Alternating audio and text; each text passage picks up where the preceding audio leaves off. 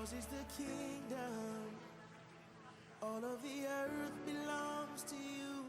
Wherever you send us, we will go. Till every tribe, every nation, fill the earth with adoration. Bow down to no one else but you.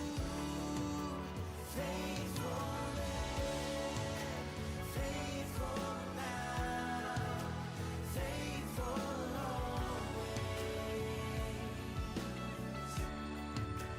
Faithful then, faithful now, faithful always. Good afternoon, everyone. My name is Rev. I'm one of the pastors of Victory BGC. Hi there. Thank you for your prayers. Last week I was not here, not feeling well. But I'm sure na for some of us, hindi natin kakilala yung katabi natin. Now, kung family mo yan, hopefully kilala nyo. Okay? Pero one of the things that we want to do is to foster community here. So I'm asking all of us to engage in this activity. So this is a 3-2-1 activity. So basically, there are just 3 questions. And for 2 minutes, engage with one person na hindi mo kilala. Okay? Yung hindi mo kilala. Ganun. Ito na yung mga questions natin. Wala. Ayun. What's your name? Kasi syempre gusto mo makilala, di ba? Now, please give your real name. No? Hindi yung pag tinanong ako, what's your name? Piolo Pascual. Okay. What do you do? Basically, are you studying? Are you working? And what can I pray for you? Ganun lang, no? 3-2-1. So, hindi ito mangyayari pag nakaupo lang tayo. So, tayo po tayo. Yan. And look for someone you do not know. And for the next 2 minutes, name, what do you do? What can I pray for you?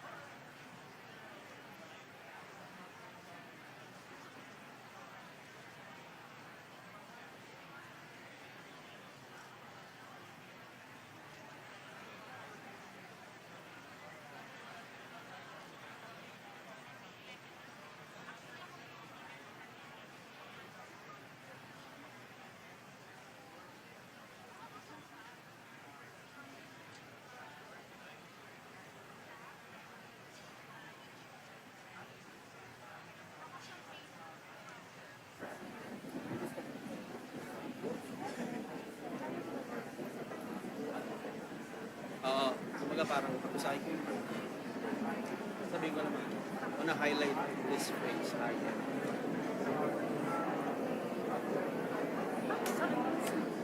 Asan si Pastor? Hindi, nahanap ko.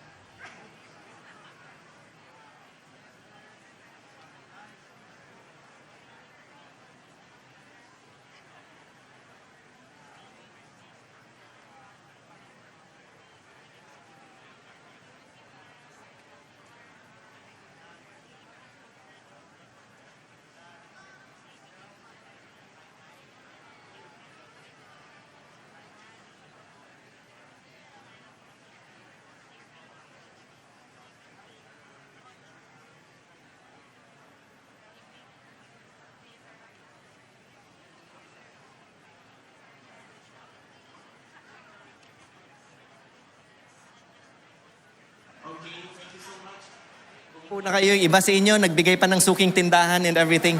So, you know, we just wanna take this opportunity also to give you an update with regards to our Every Nation Seminary.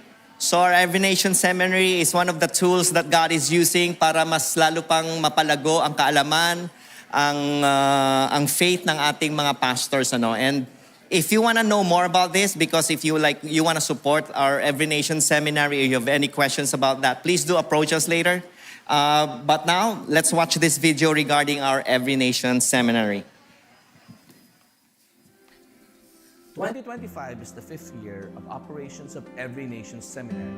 We have been training over 160 students.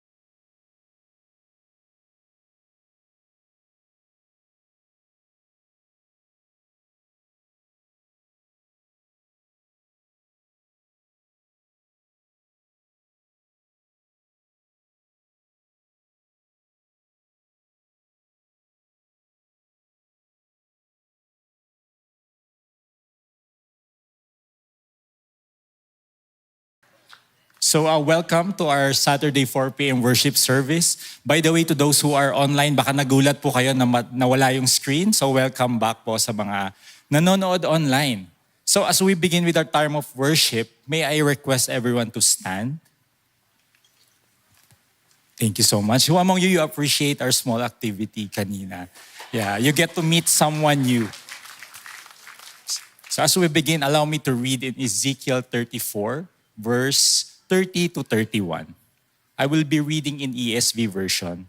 And it says here, "And they shall know that I am the Lord their God with them, and that they, the house of Israel, are my people, declares the Lord God. And you are my sheep, human sheep of my pasture, and I am your God, declares the Lord God." Ang dami pong beses na binanggit dito sa verse na to yung salitang Lord God. And what I realized when I was reading the book of Ezekiel, there seems to be a pattern on the manner kung paano po magsalita si Lord. Na parang every time He speaks of a judgment to His people because of their disobedience. Or maybe when the time that God rescues these people from their enemies. Or maybe in the time when God restores them or issues a future promise of restoration. It is almost always followed with those lines in verse 30. "And they shall know that I am the Lord their God." Why? Bakit po kaya yung ginagawa ni God?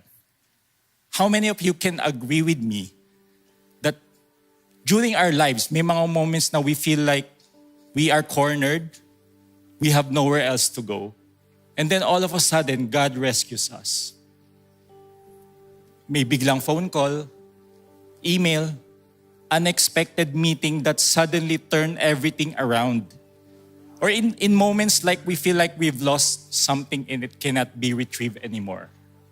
A loss of dream, a forgotten prayer, a loss of relationship, friendship.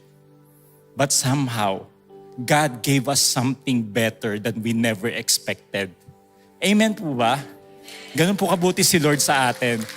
And what does that tell us? That even in those moments, mas lalo pong kumakapal at lumalalim yung pagkakakilala natin sa Kanya. Because that is the heart of God for us. So that we get to know Him personally and intimately. And that is my hope and prayer to us as we step into this room. That because of our intimate relationship with God, it will translate into a deeper form of worship to Him. We're gonna sing a song in a couple of minutes, but because of that intimate relationship, words have different meaning now when we sing them. We're not just singing to God na, "God, you are loving. Your steadfast love endures forever." But no, it has more weight in it. Kasi po bawat salita na ating kinakanta ay may kapalit or may sumasalamin na istorya sa bawat buhay natin. Yung mga istorya na yun nagpapatunay at nagpapatotoo kung gaano kagaling, kung gaano kabuti ang Diyos sa ating buhay. Amen. Amen. Thank you, God. So today, I want us to have that posture when we worship God. That Lord, indeed, Ikaw lang ang aming kailangan. And when we sing that song, Lord, Ikaw lang talaga yung kailangan namin. Let's pray. Lord, maraming salamat for allowing us to have that intimate and personal relationship with You. And as You continue to reveal Yourself to us in a fresh and new way, may it lead us in response of a deeper appreciation through worship to You. We give You all the praise, the honor, and glory that Your name alone deserves in this place. In Jesus' name, amen and amen. Come on, let's worship God. Hallelujah. Let's sing to the Lord this afternoon. Hear Your people sing, holy to the King of Kings. Sing to the Lord. You will always be holy, holy forever. Sing to the Father. Hear Your people sing, holy To the King of Kings. Amen. You will always be holy, holy forever. Hallelujah. Come on, let's celebrate the Lord this afternoon.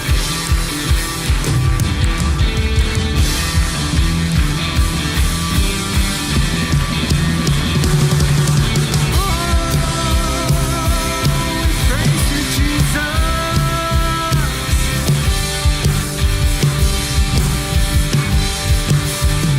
Let's sing. We cry out, blessed be your name. Blessed be your name.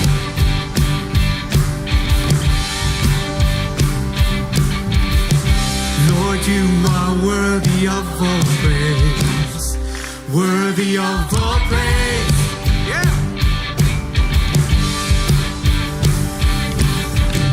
We lift our hands and raise our voices. All the earth will hear rejoicing when your people sing. My God, you alone are truly great. Your words will never ever break. Your plans won't deviate from the promises you made. And I will never be the same. Your blood has washed away the shame. You took away my pain. Your love will remain. Blessed be your name.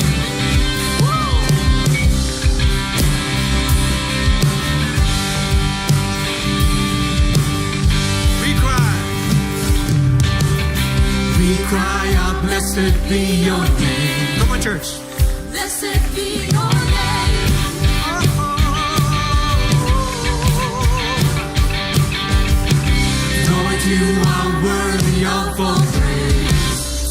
Worthy of all praise. Come on.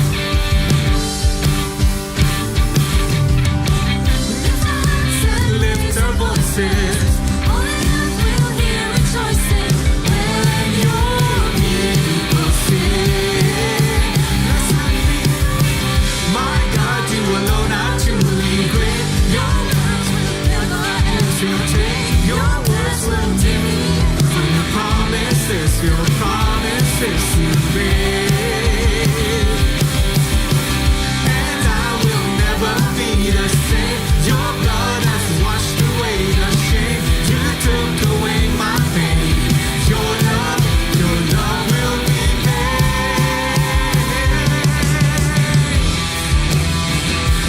Oh, bless you, Lord.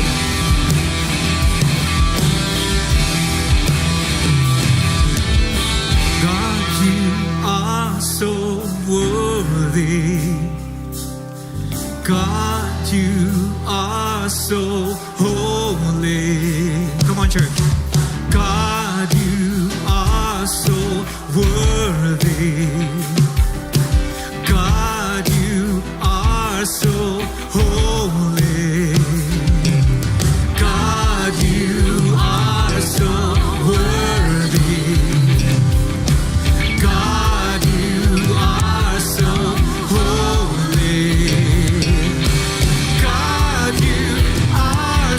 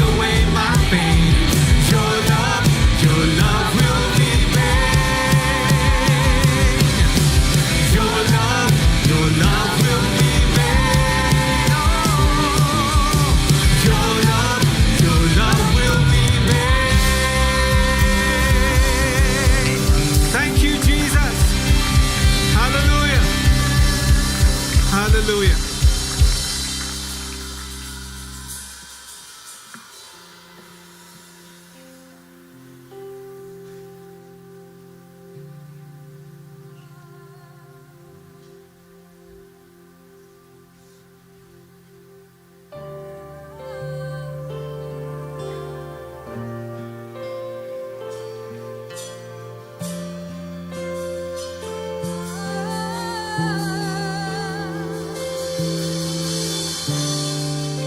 are worthy of our praise. You are worthy of our praise. You are worthy of our praise. You are worthy of our praise. Jesus, what a wonder you are. Jesus, what a wonder you are.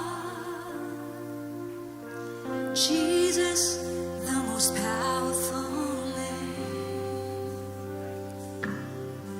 Jesus, our most beautiful King. I exalt you and lift your name, beautiful King.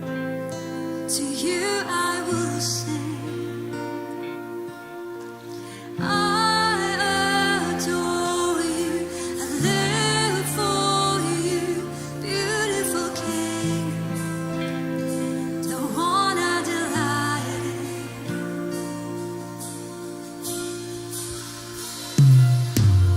Jesus, more precious than gold.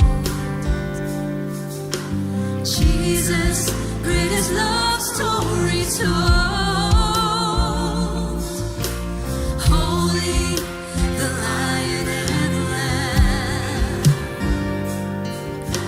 Glory to the great I am.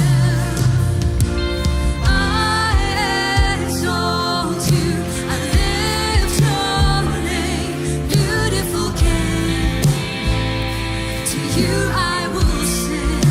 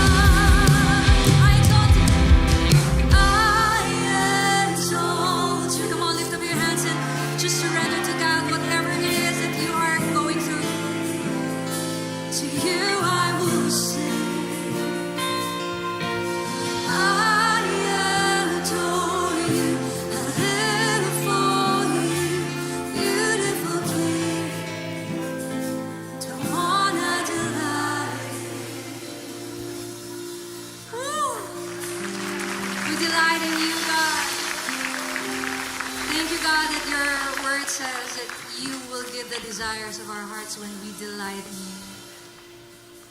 And you are our desire. You are the desire of our hearts. Thank you, God. You are here. We love you, God. Can you say that? I love you, God. Come on, one more time. I love you, God. Let's get used to saying, I love you, God. Sometimes we're so conscious. We think that nahihiya tayo. Marami tayong kasalanan. But while we were still sinners, Christ died for us. Tama po ba yun? Can we give Him a hand? Thank you, God. While we were still sinners, you died for us. Thank you, God.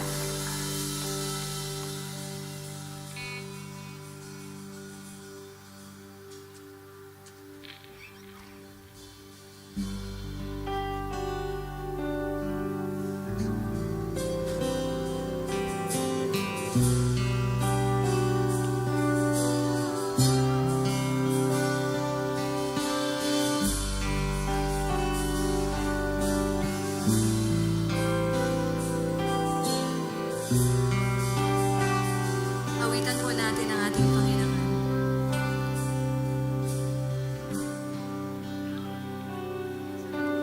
Kaya ko bang ibigay ang lahat?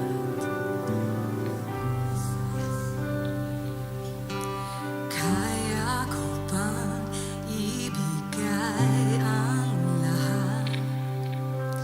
Kung sa sarili hindi na sapat, kay raming kulang di kayang punan.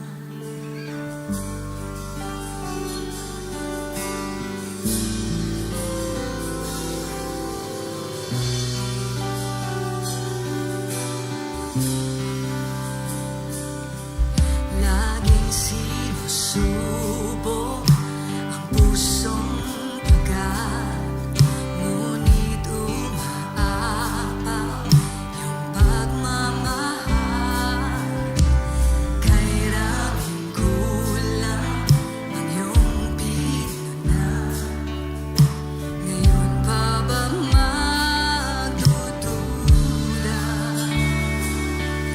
Katapatan mo ay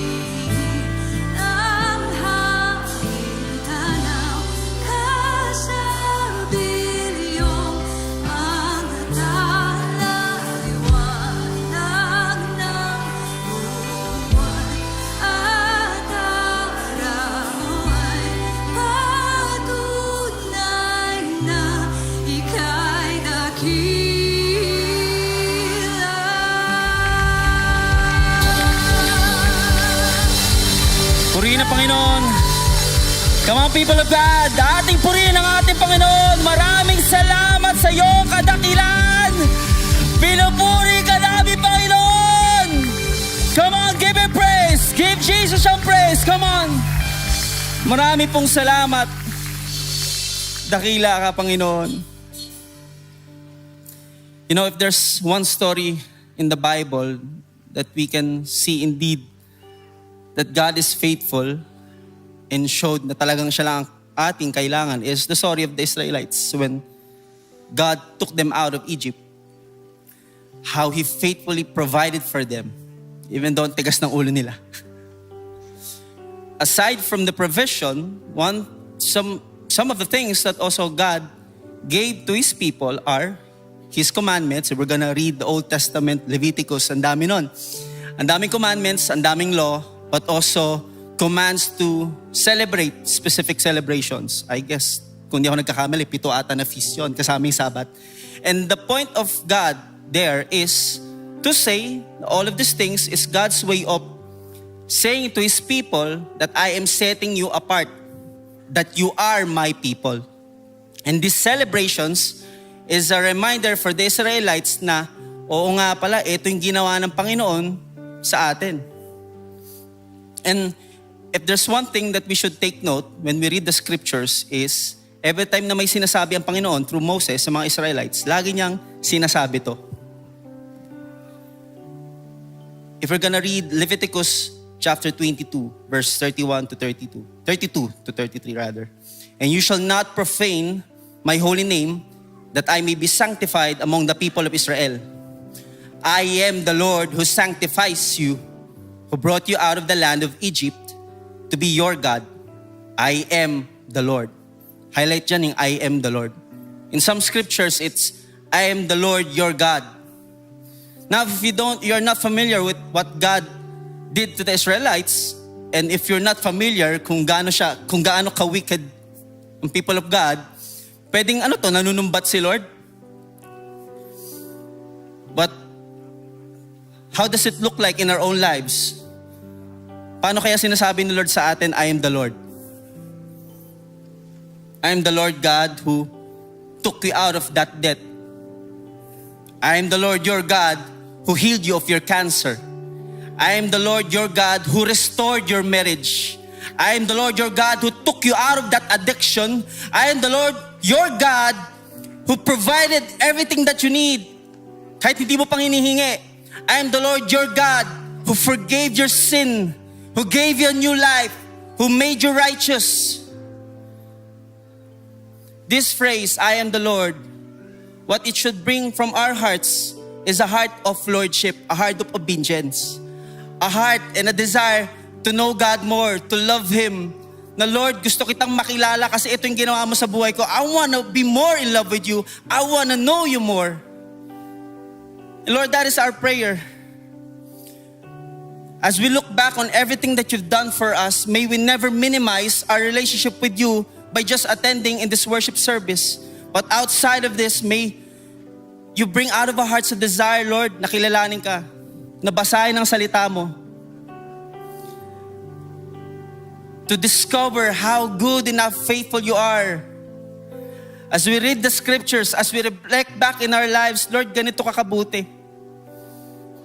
At the end of the day, no matter what the world throws at us, and even we're so grateful for all the things that you provided for us, Lord, ikaw lang ang tangi kong kailangan.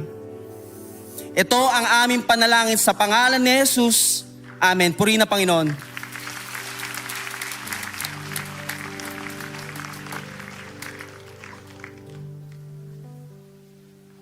Panginoon, ulitin ko lang, napakabait at napakabuti ng Panginoon. And as we continue to worship God through our giving, let me encourage you with this. Philippians 4:19 says, my God will supply every need of yours according to His riches in glory in Christ Jesus. So our God and Father be glory forever and ever. Amen. Lord, salamat na hindi mo kami pinapabayaan, napakabuti mo. At salamat na sa mga oportunidad na to na kami ay makapagbigay sa simbahan, sa makapag-bless kami sa ibang tao, sa mga mahal namin sa buhay, sa aming pamilya. Salamat na amin itong ginagawa para sa iyong kaluwalhatian. For your glory, not our glory. For your glory, you have given us so much. And we practice generosity, we worship with our finances for your glory alone. Let your people be blessed.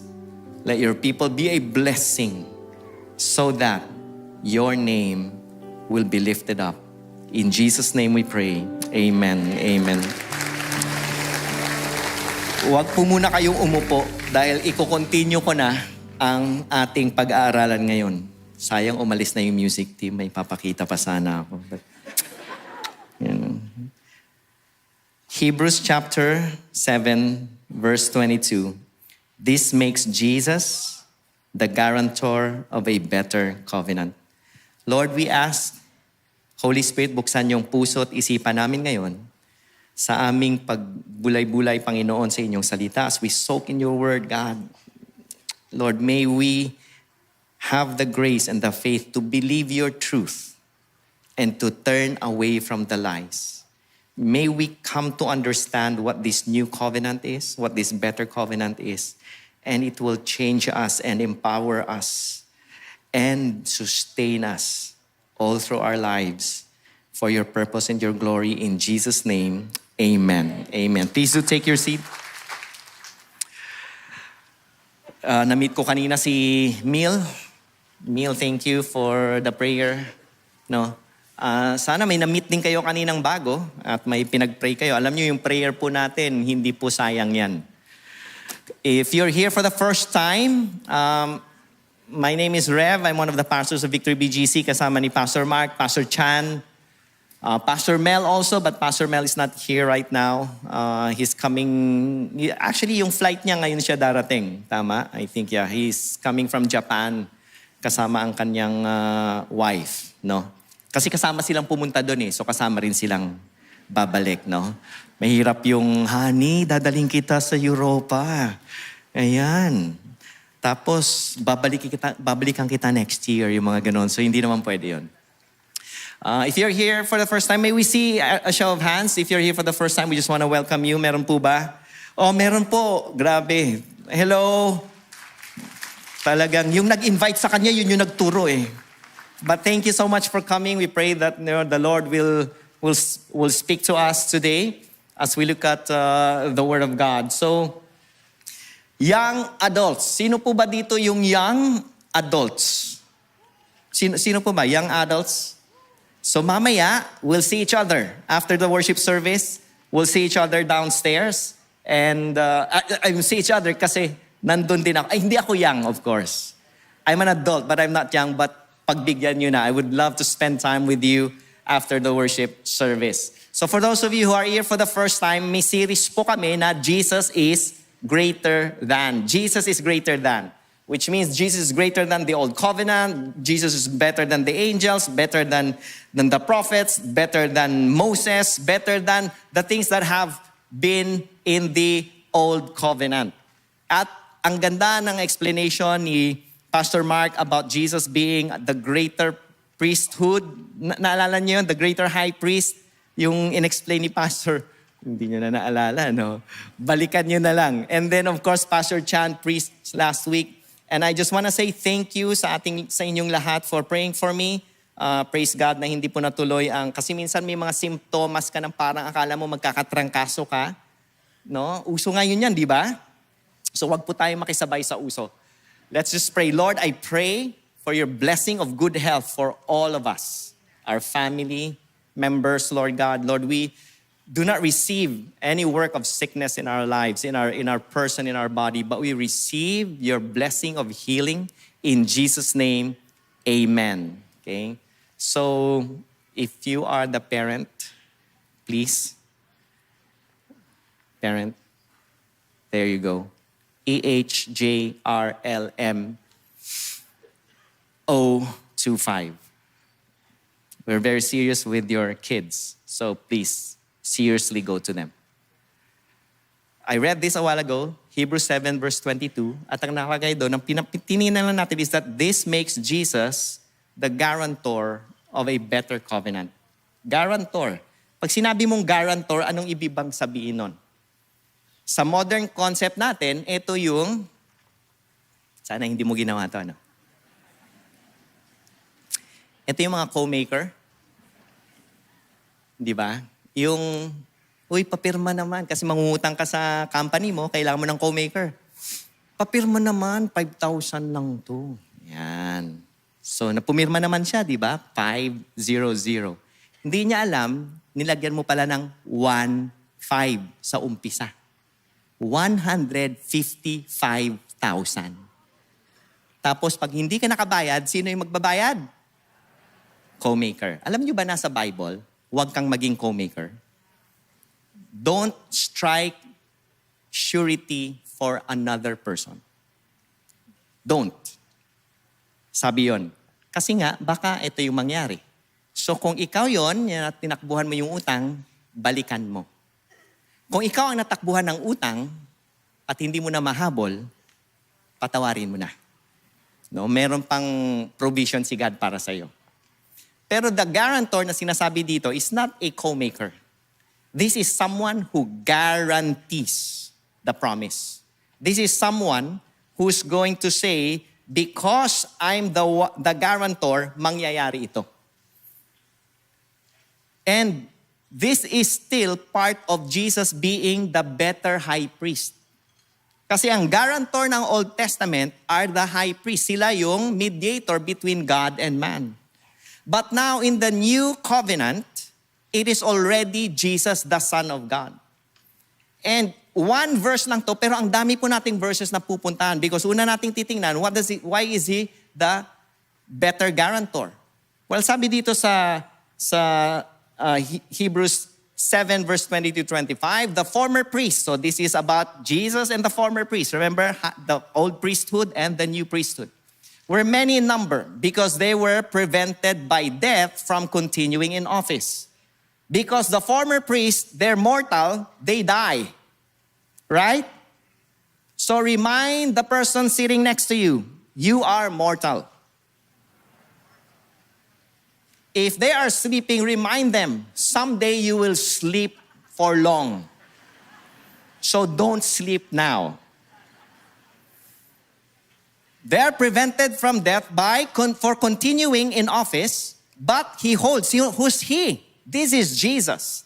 He holds his priesthood permanently because Jesus will never die.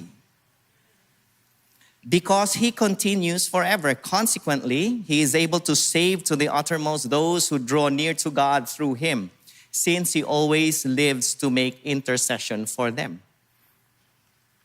He's the one who will never die. He's a permanent priesthood. Sinabi yan ni Pastor Mark. Balikan niyo yung table na binigay niya. He is able to save to the uttermost. The former high priest, they're not able to save to the uttermost because they go back every year because they also have their own sin. And Jesus is the one who draws us near to God. Dati, in the Old Covenant, for you to draw near to God, may papatayin ka, may hayop ka na isa-sacrifice. Di ba? Kung sabi nga ni Pastor Mark, buti na lang hindi na nangyayari yan ngayon, no? Kasi baka maging part pa ng insecurity natin, di ba? Like for example, si Pastor Mark, ang dala niya, tupa lang. Ako, dala ko elepante. Parang laki ng kasalanan ni Rev. Parang elepante yung dinala. Or, di ba? And Jesus also intercedes for us. Grabe. He prays for us. He intercedes for us. And it continues on to say that it was indeed fitting that we should have such a high priest. Again, about Jesus. Holy, innocent, unstained, separated from sinners, and exalted above the heavens. He has no need, like the other high priest, to offer sacrifices daily. First for his own sin, because he doesn't have any sin. He's sinless. And then for those of the people, since he did this once for all when he sacrificed himself. Jesus, isang beses lang siya ng sacrifice, it's enough, more than enough for everyone. Your past, present, and future sin. For the law appoints men in their weakness as high priests, but the word of God, or the word of the oath, the promise of God, which came after the law, appoints a son who has been made perfect forever. So why is Jesus a wonderful guarantor, the one who will guarantee our forgiveness, the one who will guarantee our freedom and salvation, the one who will guarantee that the covenant with God stands, that God will be faithful to His covenant? Why is He the greater guarantor or the greater high priest? A reminder, eternal, permanent priesthood saves completely. Tetelestai, it is finished. Hindi down payment ang pagkamatay niya and then ikaw yung mag-amortization para pagbayaran ng kasalanan mo. Hindi, binayaran niya lahat ng kasalanan mo. Sabihin mo sa katabi mo, lahat ng kasalanan mo. Yung iba sa inyo, diniin talaga. Lahat ng kasalanan mo. Ginanon nyo yun talaga. He is the eternal intercessor. Feeling mo ba minsan wala nakakaalala sa'yo? God remembers you. God knows you. Jesus intercedes for your needs, for His promises to be fulfilled in your life. He is holy and exalted. He is not like us. He is sinless. He is the ultimate and final sacrifice. Perfect Son of God. Yung iba sa inyo, bakit meron bang imperfect Son of God? No, nilagay ko lang dyan para madiin. Di ba yung perfect, Son of God na siya, perfect pa siya. Alam naman natin pag Son of God, perfect. Pero diniin ko. Parang ultimate na, final pa. Isusulat ko nga sana, sinless and without sin. Para lang madiin. Ganon ang ating Panginoon, the guarantor. Pag nag-enter ka sa kontrata, no, ano man ang kontrata na yon, tinitingnan kung kakayanin mo ang kontrata. Gusto ng bangko o kung ano man yan, may garantiya sila na mababayaran mo. Kung hindi mo magagaranti, walang kontrata. Natatawa ako dati kasi ngayon po, di ba ang mga bangko naghahabol sila ng, uy, credit card. Ma'am sir, credit card. Di ba yun yung hinahabol nila? Alam niya ni Sir Bernard. Dati, nag-a-apply ako sa bank ng credit card. Okay, so dati pa to. Okay. Ngayon kasi, kahit sino na lang hinahabol eh. Pero dati sobra silang stricto. Tapos, may panahon dati, ano ang industriya mo? May nakalagay doon religious. So, ikiklik yung religious. Ano ang trabaho? Pastor. Ayan. Pag nalaman na nilang pastor, ay sir, sorry po. Ganon. Wow, I can't guarantee. Ganon. So, 2 beses po nangyari yon. Don't worry, meron na rin naman akong ginagamit ngayon. Dahil sila na nga naghahabol, di ba? So, even in kontrata sa bahay, maglo-loan ka ng pangbahay, kotse, titingnan nila kung kakayanin mo. Pag hindi mo kaya, walang kontrata. Si Jesus, wala siyang hindi kaya. Now, please listen to what I'm hearing, to what I'm saying. Hear what I'm saying. Jesus is the ultimate guarantor of the new covenant. Wala siyang hindi kaya.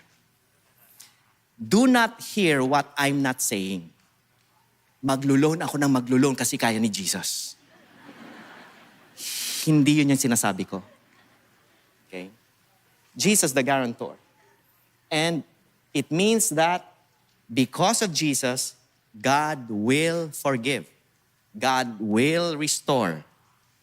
God will bless because He is our guarantor. The guarantor of a better covenant. Better covenant. Yun yung pupuntahan natin. Better covenant. And for the next 3 Sundays, everything that we're going to talk about is under this understanding of a covenant. The better covenant. What is a covenant? In simple terms, a covenant is an agreement between 2 parties in which one or both made a promise under oath to perform or refrain from certain actions which were stipulated in advance. If you want to have something to read, I would recommend this book, Epic of Eden by Sandra Richter. It's beautiful in how she explains the covenant, linking it to the ancient world of the Old Testament all the way to Jesus Christ. So basically, a covenant is an agreement. Ganun lang po siya kasimple. So it's not just used theologically, it's used publicly sa pang-araw-araw na buhay, no? Ang pwede natin sabihin siguro ngayon is yung kontrata. Pero ang pinakamalapit sa gustong ipahiwatig ni God na covenant, ang pinakamalapit sa day and age natin is marriage. Marriage. So in marriage, you have a covenant relationship. You have covenant vows. Di ba may sinasabi kayo na mamahalin kita, di ba? For richer or for? Yes. For richer or for abundance? Yung iba, poorer yun, hindi lang yun puro abundance. Richer or for poorer, in sickness and in health, till death do us part. Meron kayong agreement, covenant promise. Because during that time, a covenant is so common, pero mostly, it's for politics. Yan. So may ibang klaseng covenant. Merong covenant na the covenant of generosity wherein somebody just promises you that, you know, I will be generous with you. You don't have to do anything. I'll give you something. Okay? There's a covenant na tinatawag natin relation, parang peer. It's a peer covenant. Parehas kayo ng level. So it's like David and, not Goliath, David and Jonathan, their covenant of friendship. But most of the time, when you say covenant, the covenant is about the covenant of someone who's powerful and the covenant of someone who's a vassal. Suzerain vassal covenant. So may king na malakas, merong king na hindi malakas. Weak. So magkakaroon sila ng covenant. Okay? Ikaw yung weak king, ako yung malakas, ako yung parang mas may author ng covenant. Sasabihin ko sa iyo ano yung mga kailangan mong gawin at pag hindi mo pag ginawa yon, lagot ka. So ikaw magbabayad ka sa akin. Poproteksyonan kita. Di ba? So matagal na pala yung mafia. Matagal na pala yung sindikato. Alam mo, tong store mo, alam mo kung magbabayad ka sa akin ng mga monthly, may protection ka. Ganon. So parang ganon, but not really. So, the earliest document of a covenant that we've seen is the Hittite covenant around 1400 BC. It's in Turkey, in a museum in Turkey. Ano ang elements ng covenant na yon? So there is a preamble, names of the covenant giver, the history of why you should obey the covenant, what is expected of each party, where the covenant is to be kept, periodic reading, kailangan ma-remind ang parties of the covenant, and list of witnesses, usually a pantheon of gods. Remember, this is pagan society. And the curses and the blessings. What happens if you keep the covenant or don't keep the covenant? Okay? Ang covenant ng secular is more about political power, to keep the peace. But ang covenant ni God with His people is more about relationship. And when you read the Old Testament, there are certain covenants that's there. The Adamic covenant, the covenant with Noah, the covenant with Abraham, the Mosaic covenant, the covenant in Sinai with the people of Israel, and the Davidic covenant. Now, the covenant of Adam and the covenant with Noah is a covenant for all humanity. Para sa atin lahat. Ang covenant kay Abraham, para yun kay Abraham at sa descendants ni Abraham. Ang covenant sa Sinai, para sa Israel. It's for one nation. Ang covenant ni David is for the kingship covenant. Covenant ni God with David. Ang promise ni God kay David. But the covenant of Jesus with us, back to all humanity. Yun yung titingnan natin ngayon para maintindihan natin, Kristiyano ako, naniwala ako kay Jesus, anong ibig sabihin nun? It's more than just going to heaven. There's so much here kasi minsan, papansin nyo ba, Kristiyano tayo and even our nation is called a Christian nation, pero bakit parang walang epekto sa kultura? Parang walang epekto sa society. Bakit? Is there something we're missing when we say covenant relationship with God? So, hindi po natin titingnan yung Adamic, Noah, Abraham. In the course of this three weeks, we will go to the others, but we will look at the Sinai covenant, the Mosaic covenant. Kasi ito yung pinakamalapit na sa mga alam ng during that time, yung power play covenant. Pero God did not use it as a power play. God used it as a means of relationship. Sino ang nagbigay ng covenant? Si God mismo. I am the Lord your God. He is the King. Bakit siya nagkaroon ng covenant? I brought you out of the land of Egypt. I rescued you out of slavery. Ano ang stipulations, obligasyon ng covenant? You shall or you shall not. These are, we usually know as the 10 commandments. Diba? And then, they put the tablets in the ark. Now, naalala nyo ba ilan ang tablets? 2. At minsan, sa mga picture ng mga tablets, lalo na kay Charlton Heston, the 10 Commandments, ang laki ng tablet, di ba? Tapos akala natin, 2 ang tablet kasi 5 dito, 5 dito. Hindi po, ang tablet po nila, maliit lang, parang iPad lang. Tablet eh. Maliit lang yun. Bakit 2? Kasi, in the usual covenant, kanina nag-covenant tayo, yung isa sa'yo. Para maalala mo. Yung isa sa akin. Para maalala ko. So, the tablets were put in the ark so that there will be readings of that tablet, of that covenant, every now and then. And in Deuteronomy, actually, it says that every 7 years, it has to be read to the entire congregation. So, list of witnesses, heaven and earth. Bakit heaven and earth? Because there are no other gods na pwedeng tawagin.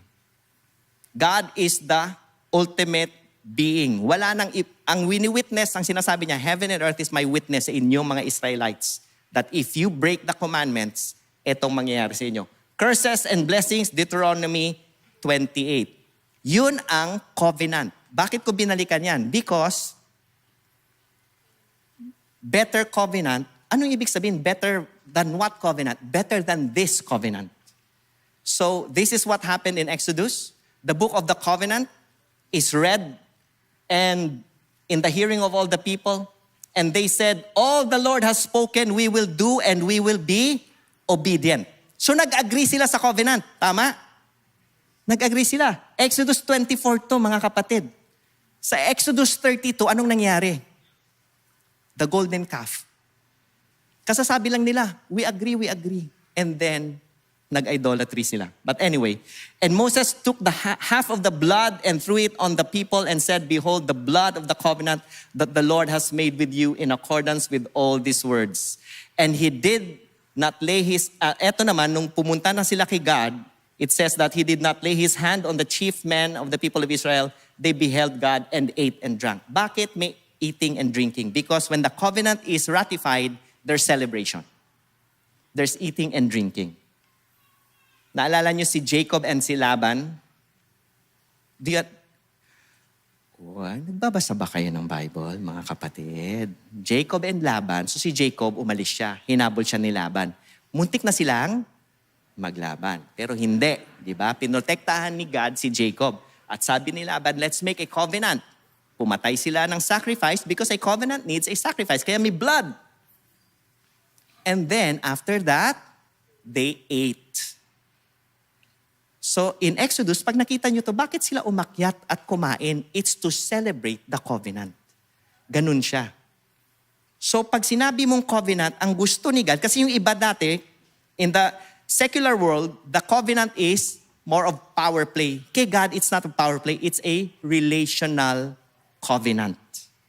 And in the covenant of God, you will always see 3 things. God's presence, God's people, and the place where God wants to be with His people.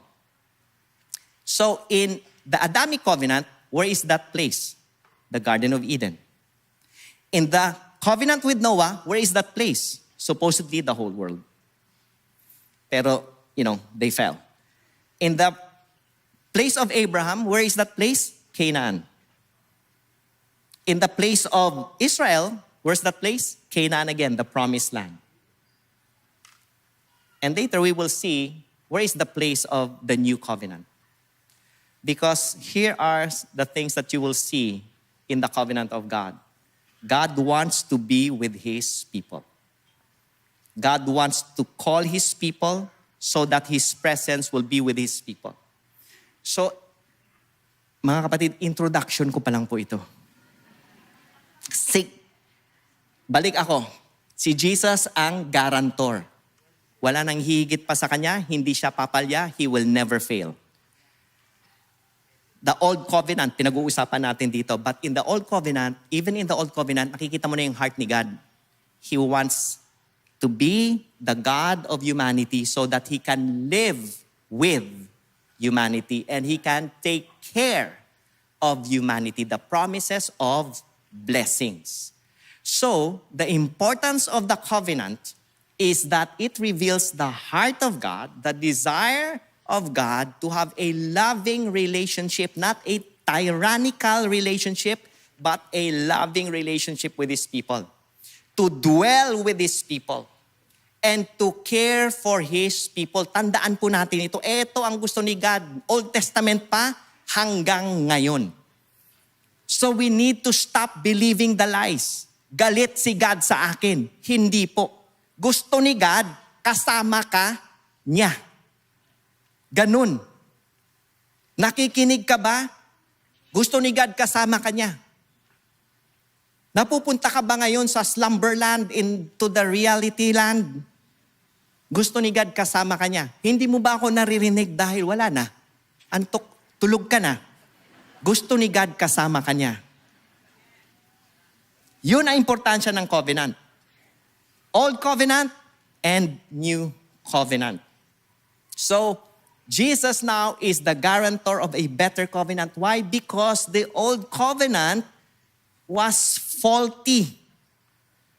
The old covenant was faulty. And it says in Hebrews 8 verse 8, for He finds fault with them, with the old covenant. Finds fault with the people of God in the covenant. When He says, behold, the days are coming, declares the Lord, when I will establish a new covenant. Why? Because the old covenant, hindi kaya ng mga taong gampanan. They're always falling away. With the house of Israel and the house of Judah. Sandali lang. If new covenant, bakit Israel and Judah lang yan? Nasaan tayo dyan? Sino sa inyo dito Israelite? Baka meron. Praise God. But hindi lang po ito para sa iyo. Tingnan natin. And then it continues on. Not like the covenant that I made with their fathers on the day when I took them by the hand to bring them out of the land of Egypt. So God was not referring to the Adamic covenant. He was not referring to the covenant with Noah or Abraham. He was referring to the covenant in Sinai. Bakit? Dahil in-explain ni na Pastor Mark, Pastor Chan, na ang mga audience ng Hebrews, the book, iniisip nilang bumalik sila sa Old Covenant dahil sa persecution, dahil imprisonment, dahil confiscation of properties. Ang hirap ng buhay. Dahil lang naniwala ako dito kay Jesus na to. Gusto ko nang bumalik sa dating covenant. Sabi ng writer, sabi ng pastor nila, huwag kayong bumalik. Don't return to the Old Covenant. Because the Old Covenant is faulty. But the new covenant has come. For they did not continue in my covenant. And so I showed no concern for them, declares the Lord. They did not continue. They did not believe. They disobeyed the covenant. And some of us, we are stuck here. So I showed no concern for them. Parang, nung binasa ko to, Lord, akala ko ba loving ka? Akala ko compassionate ka. Bakit you showed no concern for them? The context of this verse is in Jeremiah chapter 31, verse 31 to 34. During the time of Jeremiah, the kingdom of Israel was already split in half. Northern kingdom of Israel, southern kingdom of Judah. And during the time of Jeremiah, wala ng northern kingdom of Israel. Na-conquer na po. Conquered na sila. Judah na lang. And Babylon is coming. Babylon is coming. So may tension. So ang sabi ni God, they did not continue in my command. I showed no concern for them. And minsan, pag binasa mo to, parang, Lord, ang bilis mo namang magalit. Guys, mula kay Moses hanggang kay Jeremiah, hundreds of years ang nakalipas. Whenever the people of God turn away from the covenant, God calls them back. He will send prophets and prophets and prophets and prophets to call them to repentance. He will send prophets to remind them of the covenant. He will send prophets so that he's saying, return to me, turn away from your idols so that you will not be destroyed. And when he says, for I showed no concern, finally, after hundreds of years, not just 300 years, more than 500 years, na sinasabi ni God, balik kayo, balik. Ayaw talaga nila. So nung sinabi dito, for I showed no concern for them, you know what this means? God took away His presence from His people because His people is rejecting Him. Hindi yung, ayaw nyo sa akin, ha? Hindi ganon. Ayaw nyo sa akin, I will take away my presence. Kaya yung iba, di ba? Ayaw nilang mabuhay nakasama si God. At pag sinabi mo na, pag ayaw mo mabuhay nakasama si God, pag namatay ka sa impyerno ang punta mo. Magkano sila, bakit naman ako dadalhin sa impyerno? Ayaw mo kay God eh. Sa impyerno yung wala si God. Nung buhay ka dito, ayaw mo kay God. Ba't ka pipilitin ni God na kasama siya kung ayaw mo sa Kanya? Di ba? So yung sinabi ni God, I showed no concern. It doesn't mean that God does not love them. It's just God is saying, they don't want my covenant. So back off si God. Yun yung nangyari. So, in Hebrews 10, sabi niya, this is the new covenant that I will make with the house of Israel. Again, Israel lang ba? Paano ka? Paano ako? Tingnan natin. After all those days, declares the Lord, I will, sabi ni God, put my laws in their minds and write them on their hearts. The old covenant was written in tablets of stone. The new covenant is written in your heart. I will be their God and they shall be my people. Ganun pa rin, tama? Ganun din ang Old Testament. Old covenant, God wants to be with His people. Sa new covenant, walang nagbago. God still wants to be with His people. Meron lang isang napaka-importanting bago sa new covenant. And that's what we're going to look at. And they shall not teach each one his neighbor and each one his brother, saying, know the Lord. Bakit? Because in the real covenant, new covenant of God, in the real covenant people of God, the covenant people of God will draw near to God. The covenant people of God will be hungry for God. The covenant people of God will say, yes, I want to abide. Mahina man ako, magtitiwala ako sa kalakasan ng Panginoon. The covenant people of God will say, meron pa naman akong pwedeng gawin pag Saturday, pero sige, mag-church ako. At doon na lang ako matutulog. Kasi malamig doon. They shall all know me from the least of them to the greatest. Walang discrimination. CEO ka, janitor ka, gwapo ka, mas gwapo ka, walang discrimination. Lalaki ka, babae ka, matanda o bata, may ngipin o wala. Walang discrimination. It's not position, it's not power, it's not pedigree, it's not finances, it's not intellect.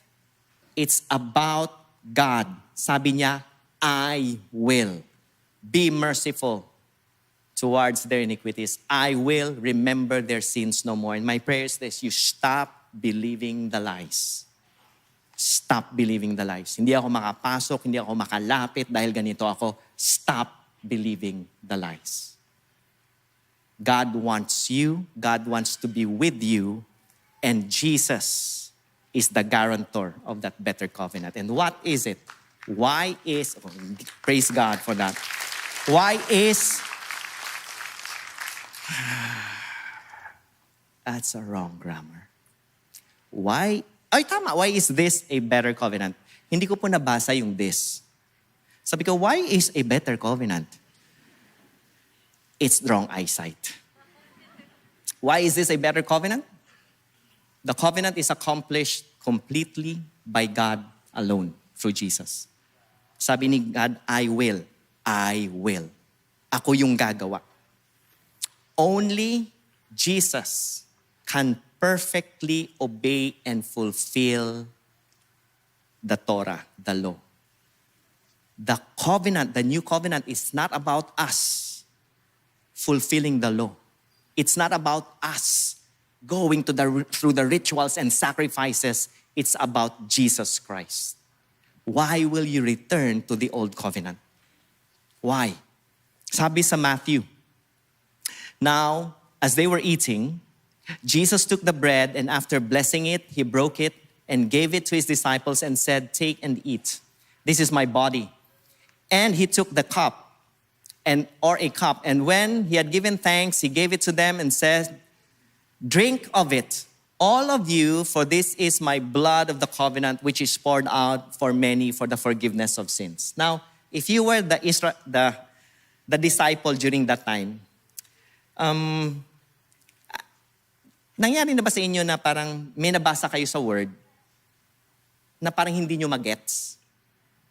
Hindi nyo fully maintindihan. Ganito yung nangyari sa mga disciples. Kasi they're Israelites and they understand about covenant. So nung sinabi muna ni Jesus, this is my body, take and eat. So para for them, may another weird saying of Jesus. This is my body, take and eat. Okay.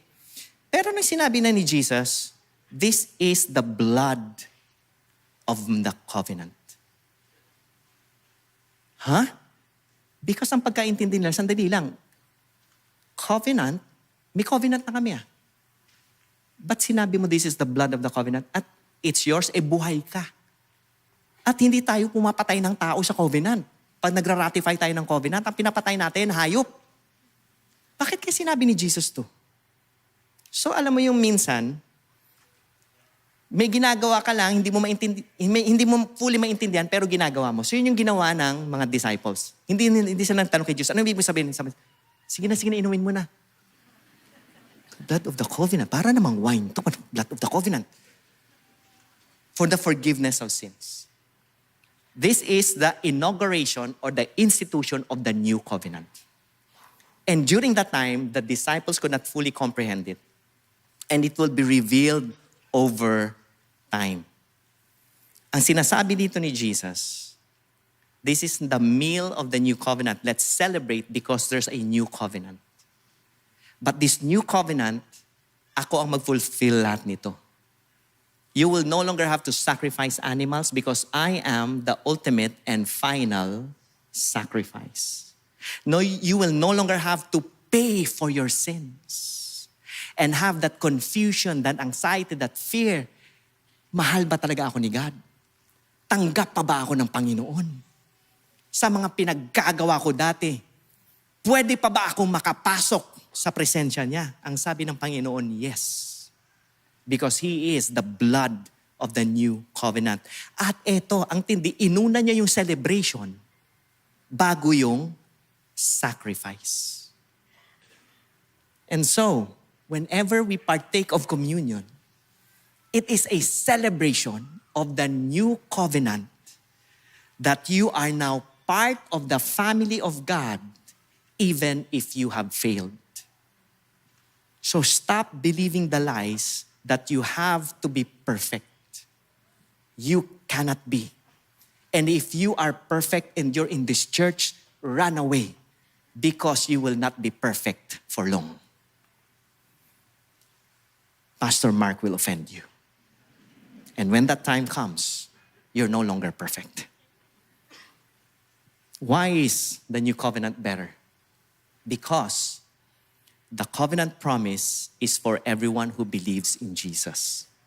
Not just for Israel, not just for Judah, but for everyone who believes. It is no longer about your race. It's no longer about your religion. It's about faith. It's about faith. Bakit ka pababalik sa Old Covenant? Galatians chapter 3:29, and if you are Christ, then you are Abraham's offspring, heirs according to the promise. Para sa iyo pala ang promise. Hindi lang para sa katabi mo. Hindi lang para sa mga dilat. Hindi lang. Kahit hindi mo ako naririnig ngayon. At makita mo lang to later on sa video, para pala sa iyo ang promise. Para pala sa iyo ang promise. Hindi lang sa marurunong, hindi lang sa valedictorian, hindi lang sa mga magagaling sa business. Para pala sa iyo ang promise. Hindi lang sa mga malilinis. Hindi lang para sa mga talagang tinitingala ng sosyedad. Hindi lang pala para sa may mga posisyon na na makapangyarihan sila. Para sa iyo. Dahil ikaw ay nagtitiwala kay Kristo. You are heir of the promise. Ikaw ay tagapagmana ng Panginoon. Hindi lang pala ito para sa malaki ang bank account. Hindi lang pala ito sa mga 4 sa grade. Well, depende kung 4 ka sa ibang school. Pero kung sa Lasal, maganda yung grade mo, di ba, Pastor Mark? Di ba? Para din pala sa akin to na dati naghihikahos. Nakikita ko dati ang grade ko. Nakaganon. Yes, masaya na po ako. Di ba? Sino dito yung mga nag-tres dati at masaya? Yes, no? Masaya po tayo pero hindi po natin ipinagmamalaki. Masaya lang tayo na nakalusot tayo. Pero hindi ko pinagmamalaki. Anong grade mo nung ikaw ay college? 1, ay wala ka sa akin. 3. Hindi po dapat ipagmalaki ang 3, pero masaya na God saved us. Amen? Why is the new covenant better? Why is it better? Because of the new covenant, God dwells in His covenant people. Ano ibig sabihin nito? Akala ko ba ito yung dati? I will be their God and they will be my people and I will dwell with them. Kaya nagkaroon ng tent of meeting. Naalala nyo? Where Moses and Aaron go, sacrifice. And then later on, nagkaroon ng temple. And dun nagmi-meet si God with His people. But in the new covenant, it's no longer about the place. It's about the people. The Holy Spirit is in you. Because of the covenant, naging totoo yung sinasabi sa salita ng Diyos that God is with us, God is for us, and God is in us. Dala-dala natin ang Diyos saan man tayo. Hindi mo kailangang sabihin, pupunta muna ako sa simbahan para ma-meet ko si God. Naalala nyo nung napaka-religious nyo pa na, di ba, sa labas ng simbahan, parang, mga piyay-piyay, tapos paglapag,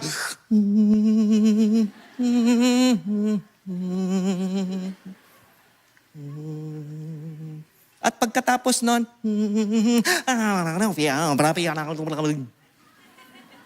kasi iniwan mo si God eh.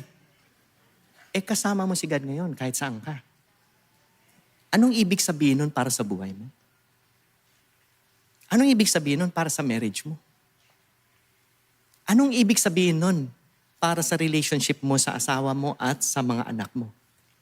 Relationship mo sa tatay mo, sa nanay mo, sa papa mo, sa mama. Anong ibig sabihin nun? Na ang Diyos ay nasa iyo at ikaw ay magtatrabaho ngayon. Ikaw ay may posisyon, ikaw ay may responsibilidad sa work mo, ikaw ay business person. Ano ang ibig sabihin na yun? Ikaw ay public servant. Anong ibig sabihin? Sa buhay mo ngayon that God dwells not just with you, but in you. You will receive power when the Holy Spirit is upon you, and you will be my witnesses in Jerusalem and in Judea and Samaria and to the ends of the earth. Anong ibig sabihin? Dahil hindi mo maiwan si God sa lugar na to. Susunod si God sa'yo. Because He is true to the covenant promise. What will your life look like? Why is the covenant promise better? The new covenant? In Jesus, you are a new creation. The old covenant has no power to change your life. The old covenant has no power to give you to empower you to say no to sin. It can only tell you you're sinful. It can only tell you you are sinning. It can tell you you need a Savior, but it cannot save you.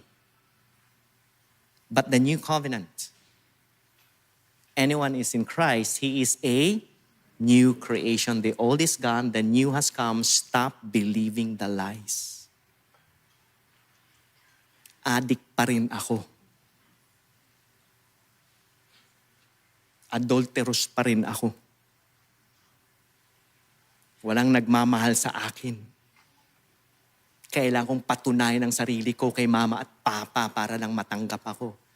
Kailangan patunayan ang sarili ko sa Diyos para mabigyan niya ako ng pagpapala. Stop believing the lies. Hindi na ako mapapatawad ng Diyos. Stop believing the lies. Hindi na ako magbabago. Stop believing the lies. Anyone who is in Christ is a new creation. Believe His covenant promise. Why is it better? Because now you are a child of God. The old covenant cannot do that. But in Christ, those who believe in Him, those who receive Him, He gave them the right to become children of God, who were born not of blood, nor of the will of flesh, nor of the will of man, but of God. Alam mo ba, it is God's will na tawagin kanyang anak kanya? Stop believing the lies. Hear the truth. Hear the truth. And for all of us to hear the truth, all of us to get into this word every day so that we will be transformed by the renewal of our mind, not believe the lies. What are the lies that you are believing? What does this mean for us? Tanong ko lang, are you here because of a covenant relationship or because of religious obligation?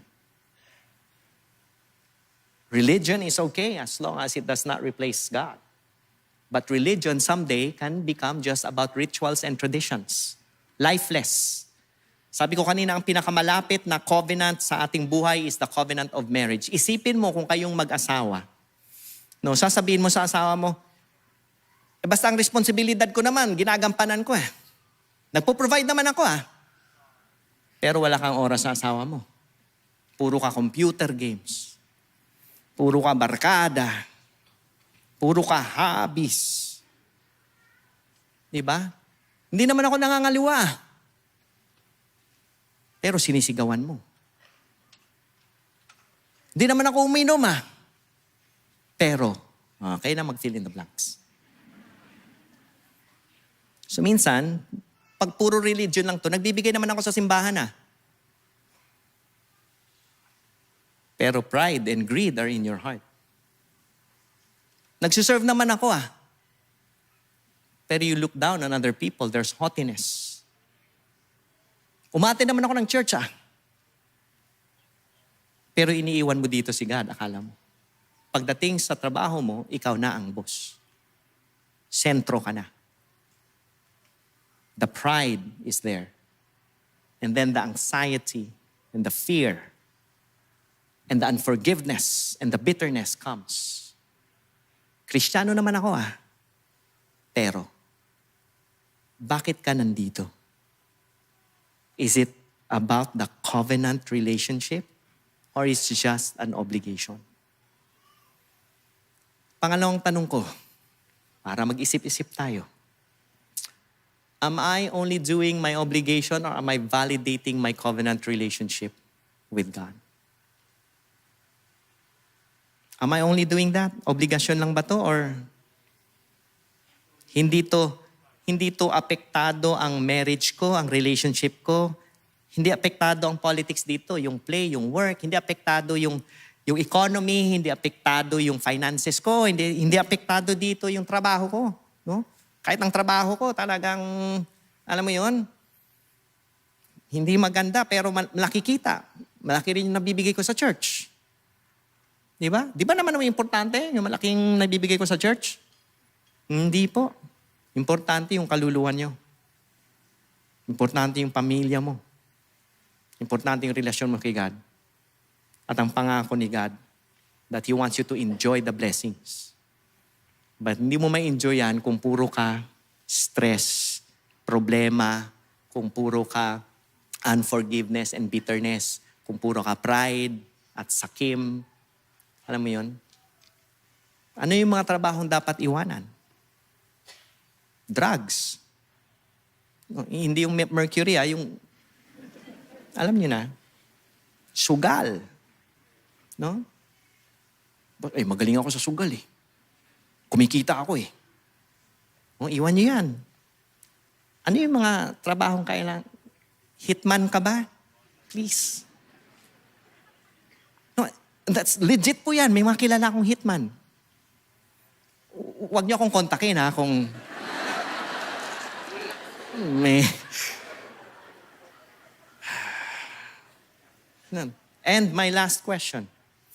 Why are you sleeping in church? No. That's not my last question. My last question is, do we just love to feel good? Or do we love God more? Gusto lang ba natin sa church i-baby yung insecurity natin? Gusto lang ba natin sa church yung magkaroon ng excuse yung mga kasalanan natin? People of God, let me tell you this. Just because you can explain your wrong behavior does not mean you can make an excuse of your wrong behavior. Just because you can explain the sin does not mean you can make an excuse for the sin. Kaya ako lang naman nagawa to dahil sa asawa ko. Kaya ako lang naman nagawa to dahil kay mama at kay papa. Kaya ako lang naman nagawa to kasi boring yung pastor kaya tulog ako. Hindi po sin ang matulog sa church. I just wanna clear that up. Pero please, covenant promise, covenant people ka, si God nasa iyo. Pag inaaway mo ang asawa mo, inaaway mo isang representative ni God. Pag hindi mo ino-honor ang magulang mo, hindi mo ino-honor ang isang representative ni God. How will it affect you? And I pray that the new covenant of grace in Christ will make you realize it's not a license to excuse sin, but it's the power to turn your life around and the privilege to worship Him and to live for Him. God is in you. God is for you. God is with you. Do not believe the lies. Amen? Let's all stand. Lord Jesus, we thank you that you are the guarantor of a better covenant. And I pray for your people that wherever we might be, we will stop believing the lies. The lies of going back, go back. Balik ka sa dati mong buhay. Balik ka sa dati mong ginagawa. Huwag ka nang mag-church. Huwag mong i-open ang sarili mo sa ibang tao. Huwag kang magkaroon ng community. Sayang ang oras mo dyan. Sayang ang oras mong mag-serve. Okay lang yan. Magsimba ka lang, umuwi ka. Magsamba ka, alis ka. Okay na yun. Lord, I pray that we will stop believing the lies. You have called us to be a people where your presence dwells. You have called us to be a people wherein our marriages flourish and prosper because Jesus paid the price. You have called us to be a people who will be forgiven, who will walk in purity and holiness, who will live in peace and joy. You have called us to be a people who will extend grace as we have received grace. You have called us to be a people who believe we are part of the promise. Anuman ang estado namin, anuman ang pagsubok, anuman ang narating namin, ikaw lamang, Panginoon, ang aming pagkakatiwalaan, paniniwalaan, pananampalataan. Tiyan, Lord, ikaw lang ang pag-asa. And I pray, Lord, for those who feel like there's no more hope, I pray today they will stop believing the lies. There is salvation for you. There is hope for you. There is restoration for you. There is transformation for you. That is the truth, because Jesus is the guarantor of a better covenant. In His name we receive, in His name we hope, and in His name we pray. Amen. Amen. Amen. God bless you. Young adults, see you downstairs. If you need prayers as well, we're here to pray with you.